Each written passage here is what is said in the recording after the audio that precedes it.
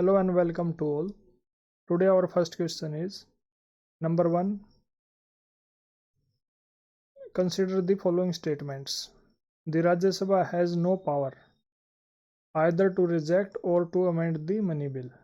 That is correct because Rajya Sabha can only pass it or return it with some recommendations within 14 days. Second is the Rajya Sabha cannot vote on the demand for grants. That is also correct. Third is the Rajya Sabha cannot discuss the annual financial statement. Annual financial statement क्या होती है? जो हमारा budget होता है.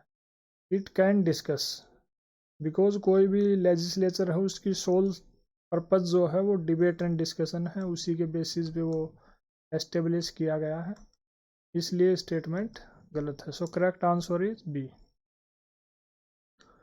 इन explanation part we need to study about money bill. Money bill के बारे में हमने लेक्चर 11 जो क्वेश्चन नंबर 1 है डिटेल से डिस्कस किया है. We will provide its link in I button. You can visit and watch it. Second is powers of Rajya Sabha regarding money bill. Rajya Sabha की क्या पावर्स हैं? It can only pass it as it is, या फिर ये कोई action ना ले 14 days के लिए.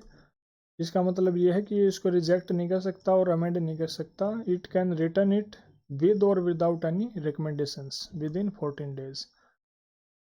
ये लोकसभा की मर्जी होगी कि वो उन रिकमेंडेशंस को माने या ना माने, दोनों ही सिचुएशन में बिल पास माना. Moving to our next question. The parliament of India acquires the power to legislate on any item in the state list in the national interest if a resolution to that effect is passed by the A. Lok Sabha by a simple majority, B. Lok Sabha by a majority of not less than 2/3 of its total membership, C. Rajya Sabha by a simple majority of its total membership, और D है Rajya Sabha by a majority of not less than 2/3 of its members present and voting. Simple factual question. Correct answer is D.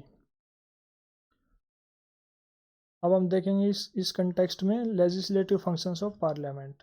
Main legislative function क्या है parliament का? Law बनाना. किसके context में? Union list और concurrent list में जो items हैं, जो भी सब्जेक्ट्स या टॉपिक्स मेंशन्ड हैं, उनके रिगार्डिंग लॉ बनाना. स्टेट लिस्ट के रिगार्डिंग भी लॉ बनाती है. उसकी क्या पावर्स है? 4 मेन प्रोविजंस हैं उसमें.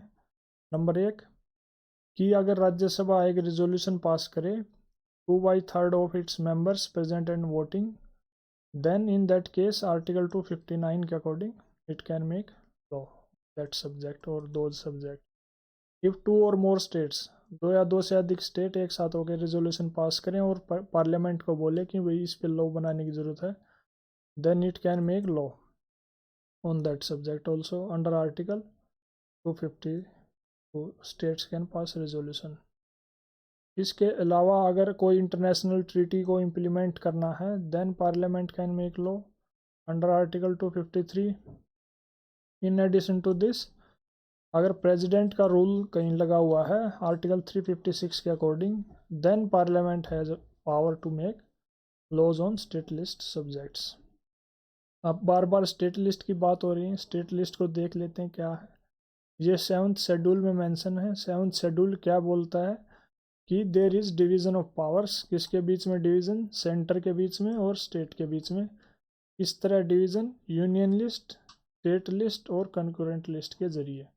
यानी जो यूनियन लिस्ट के सब्जेक्ट हैं 97, उन पे यूनियन लॉ बना सकती है. स्टेट लिस्ट के 61 सब्जेक्ट है, स्टेट लॉ बना सकती है. और कंकरेंट लिस्ट के 52 जो सब्जेक्ट्स हैं, उन पे दोनों का जॉइंट जुरिस्डिक्शन होगा लॉ बनाने का. कुछ मेजर सब्जेक्ट जो स्टेट लिस्ट में मैंशनड है वो है public order and police, public health, agriculture, fisheries, state public service, protection of wild life and animals, local government, land revenue, public debt and of state and education. Moving to our next question. Which of the following is और are correct?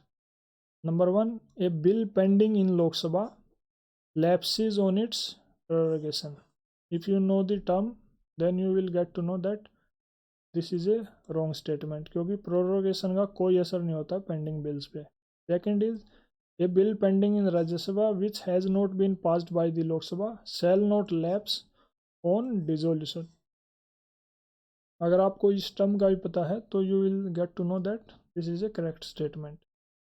एक और keyword use होता है adjournment of house, इसके बारे में भी हम डिस्कस करेंगे।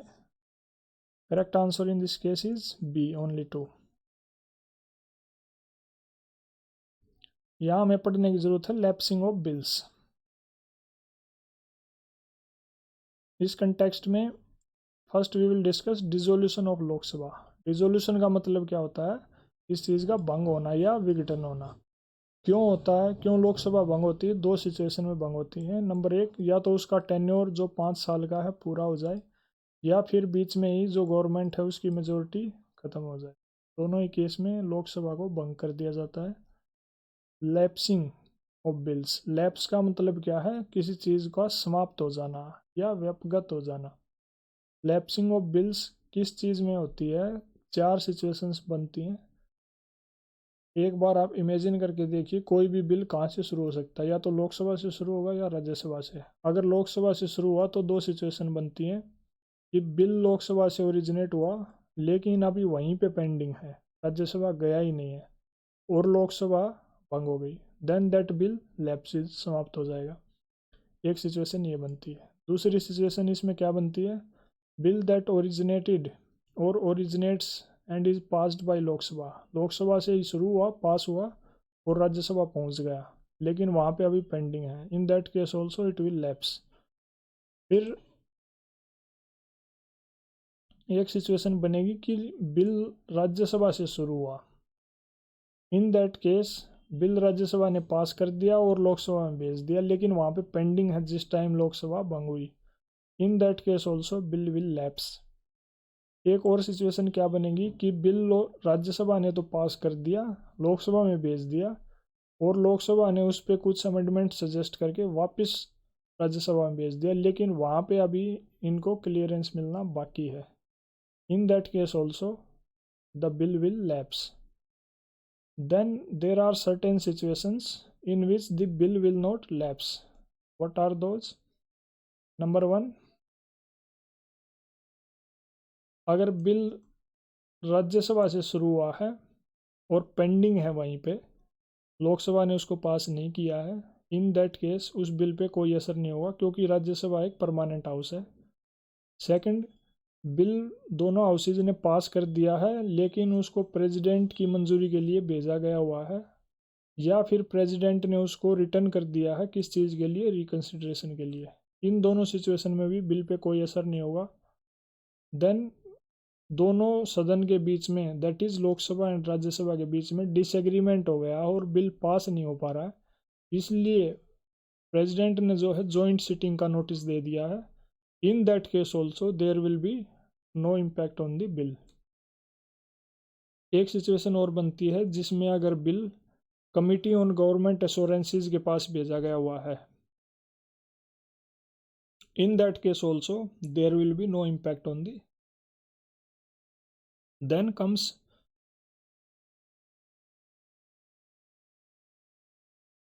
Adjournment of house. इसका मतलब क्या होता है? स्थगित करना, हाउस का स्थगन होना। इसमें क्या करते हैं कि जो भी हाउस की कार्रवाई है उसको सस्पेंड कर देते हैं किसी स्पेसिफाइड टाइम के लिए। टाइम का मतलब कुछ घंटों के लिए, कुछ दिनों के लिए, या कुछ वीक्स के लिए उस सेशन में। मतलब सिर्फ सिटिंग को टर्मिनेट किया जाता है, ना कि सेशन को।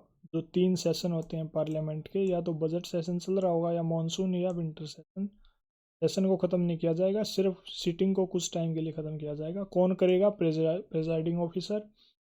मेन पॉइंट नोट करने का है, इसका कोई भी असर नहीं होगा पेंडिंग बिल्स पे, मोशंस पे। फिर एक और टर्म यूज होती है प्रोरोगेशन ऑफ हाउस। इसका मतलब होता है स्त्रावसान। मतलब सिटिंग और सेशन दोनों को टर्मिनेट कर दिया जाता है। कौन करता है? प्रेसिडेंट करता है अपनी एक नोटिफिकेशन के जरिए। मेन पॉइंट नोट करने की जरूरत जो यहाँ है कि it does not affect pending bills except pending notice. जो नोटिस बिल को इंट्रोड्यूस करने के अलावा जो नोटिस होते हैं वो लैप्स हो जाएंगे, बिल और उनके नोटिस पे कोई असर नहीं पड़ेगा। Moving to our next question. The Parliament exercises control over the functions of the Council of Ministers through number 1 adjournment motion, question or supplementary motion questions. Parliament means legislature, Council of Ministers means executive. तो legislature किस तरह से executive पे control करता है, तीनों ही options सही हैं, 1, 2 and 3. We will learn about them. Parliamentary control over executive. Executive जो है कॉन्स्टिट्यूशन के अकॉर्डिंग रिस्पॉन्सिबल है लेजिस्लेचर के लिए. बजटरी कंट्रोल के थ्रू भी उस पर रेगुलेशन किया जाता है. Third is deliberation, law making और पॉलिसी मेकिंग के टाइम पे जो डिबेट डिस्कशन होता है, that is also a way of control. उसके बाद आता है क्वेश्चन आवर. यूजुअली ये फर्स्ट आवर होता है सिटिंग का, जिसमें एमपीज क्या करते हैं, क्वेश्चंस पूछते हैं. किससे? मिनिस्टर से या जो दूसरे प्राइवेट मेंबर हैं. मिनिस्टर्स के अलावा जो एमपीज हैं वो सभी प्राइवेट मेंबर होते हैं, उनसे. 3 टाइप के क्वेश्चन यूजुअली पूछे जाते हैं. नंबर 1 स्टार्ड क्वेश्चन, जिनका आपको ओरली आंसर देना होता है और उन पे सप्लीमेंट्री क्वेश्चन भी किया जा सकता है. सेकंड कैटेगरी आती है अनस्टार्ड क्वेश्चन, जिनका आपको रिटर्न आंसर देना होता है और उस पर सप्लीमेंट्री क्वेश्चन नहीं किया जा सकता. फिर एक कैटेगरी है शॉर्ट नोटिस क्वेश्चन, जिनके लिए आपको ओरली बोल के आंसर देना होगा और इन क्वेश्चंस को पूछने के लिए आपको लेस देन 10 डेज का नोटिस देना पड़ता है. इसके अलावा एक और डिवाइस है, वो है मोशंस का. वेरियस टाइप्स ऑफ मोशंस हमने लेक्चर 12 में डिस्कस किए हैं, क्वेश्चन नंबर 3 में. You can watch them through the link given in I button. इसमें नो कॉन्फिडेंस मोशन है, जिसका मेन काम है मेजोरिटी टेस्ट करना गवर्नमेंट की. ये सिर्फ लोकसभा में इंट्रोड्यूस किया जा सकता है. इंपॉर्टेंट पॉइंट है. इफ़ पास्ड, अगर ये पास हो जाता गवर्नमेंट को रिज़ाइन करना पड़ता है. इसके बारे में कॉन्स्टिट्यूशन में मैंशनड नहीं है. फर्स्ट टाइम ये 1963 में इंट्रोड्यूस किया गया था. Then comes adjournment motion. इसको लाया जाता है किस चीज़ के लिए? किसी अर्जेंट मैटर को डिस्कस करने के लिए जो पब्लिक के लिए इम्पोर्टेंट है, और इसके लिए स्पीकर की कंसेंट की ज़रूरत होगी और 50 एमपीज का सपोर्ट होना चाहिए. ये भी नो कॉन्फिडेंस मोशन की तरह सिर्फ लोकसभा में इंट्रोड्यूस किया जा सकता है. इसके अलावा कुछ पार्लियामेंट्री कमेटीज़ होती हैं, जैसे estimates committee, committee on public accounts. वो भी एक वे है लेजिस्लेचर का एग्जीक्यूटिव को रेगुलेट करने का, कंट्रोल करने. Moving to our next and last question.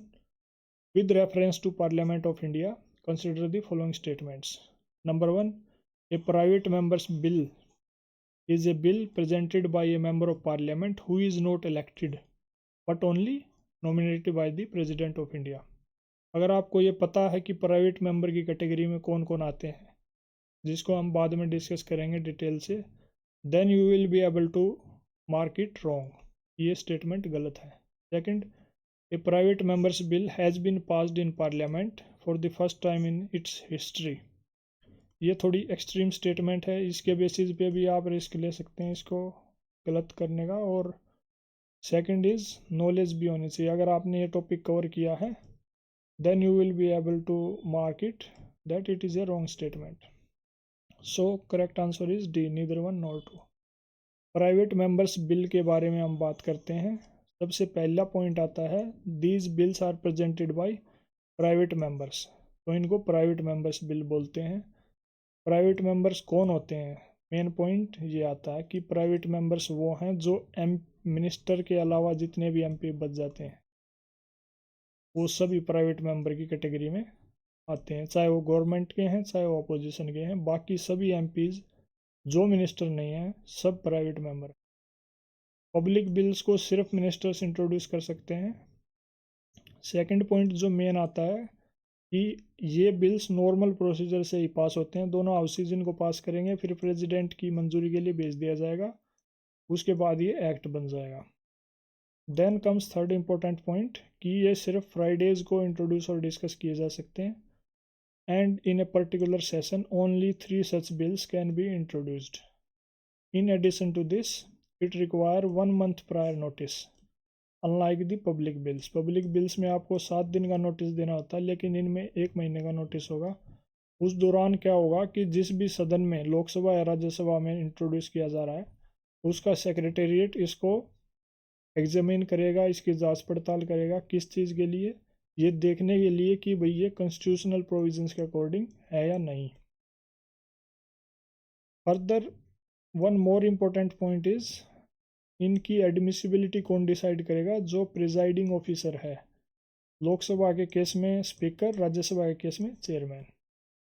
And finally only 14 such bills have been passed since independence. First, some examples are Proceeding of Legislature, Protection of Publication Bill 1956. Second, the Salaries and Allowances of Members of Parliament Amendment Bill 1964.